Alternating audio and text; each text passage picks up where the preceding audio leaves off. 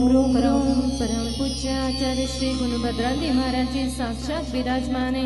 जिनके पावन चरणों में जल फलादि अर्घ्यम निरूपामिति स्वाहा। बोलिए परम पूज्य आचार्य श्री गुणभद्रानंद जी मुनि महाराज की जय हो। इष्टೊತ್ತು ಪೂಜೆ ಮಾಡಿದವರು ಇಷ್ಟೊಂದು ಜನ ಇದ್ದೀರಿ, ಜೈಕಾರ ಕೇಳಿಸ್ತಿಲ್ಲ. ಜೈ ಜೈ ಗುರುದೇವ.